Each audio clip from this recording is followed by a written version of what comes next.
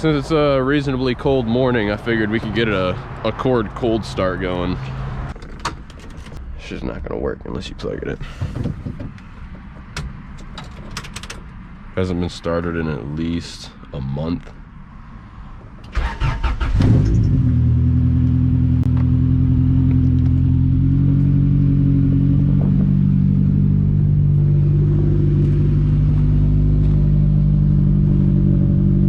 Not even loud.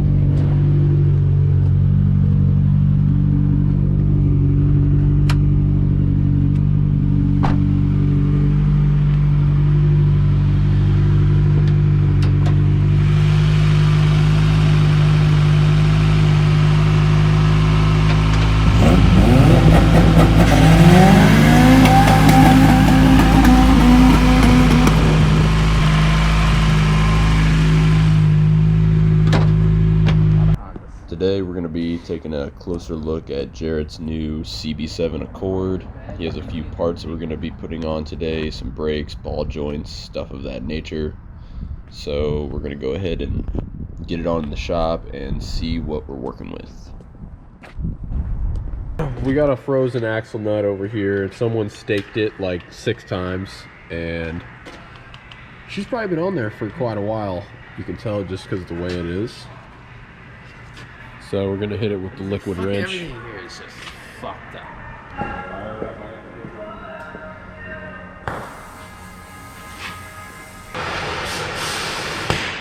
Dude, tip is fucking cranked.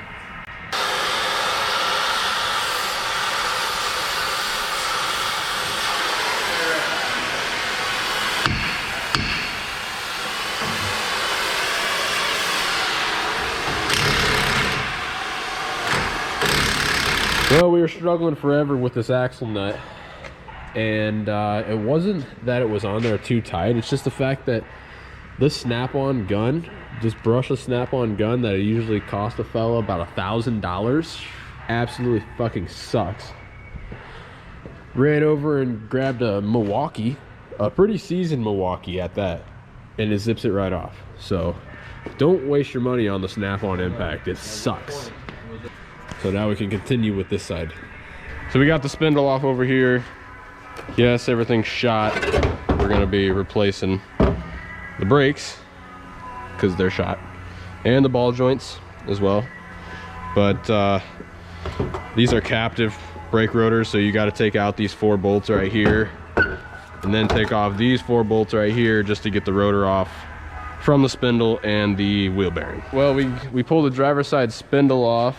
Yeah, obviously we need an axle, or at least a boot, but you might as well just get a whole axle. We're not replacing on the tie rods.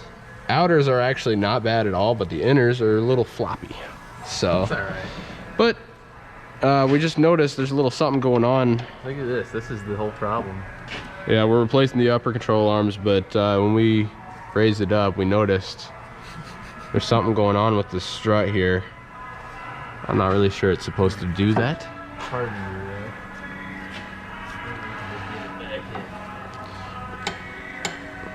We'll have to disconnect it from the top at least. It's right there.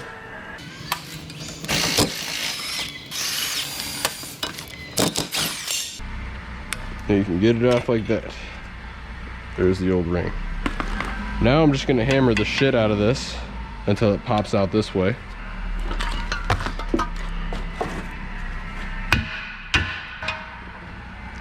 And there's the old ball joint right there. Go grab the new one. Get a souvenir. Probably a better idea to not use like a crazy hammer for this.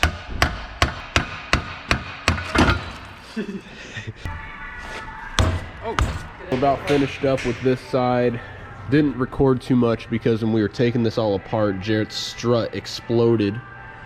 And we also were having problems with the wheel bearing. And nothing was really smooth, but then it's a 32-year-old car. That's kind of to be expected. Nobody's really maintained it over the years. But we're gonna finish up this one side. Right now he's cleaning up that caliper bracket and putting some new pads in.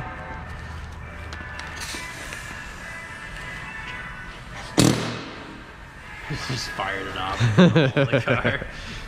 Fuck. Right about there, hey? Anywhere you want, really. Just fucking go to town. Pick a fork up or down? It don't matter. Really? Right there's mint, but either way. Is it gonna fall? No. Shot took a hit, folks. All right, you got the lower now. How about now?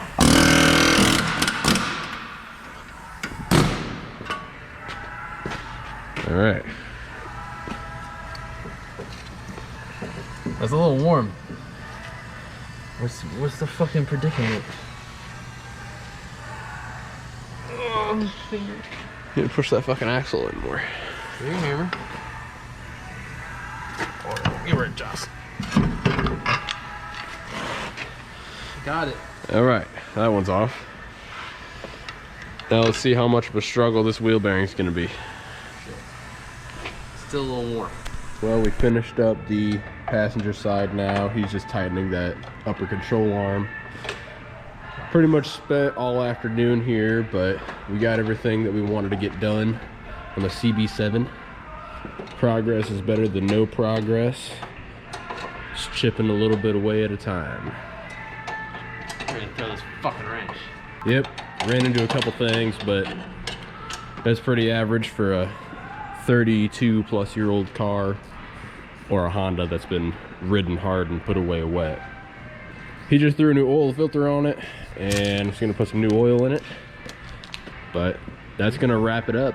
This is pretty much the ownership of one of these old Hondas, is you get it and it's usually beat the shit, absolute beater, and then pretty much your entire ownership of the car, you stress yourself out to the max on trying to make it less of a beater and installing new shit, wasting a bunch of money, but that's the name of the game. On the other hand, I went ahead and gave the van a spit shine, treated her to a fresh drink of oil, and yeah, I think we're gonna call it a day here.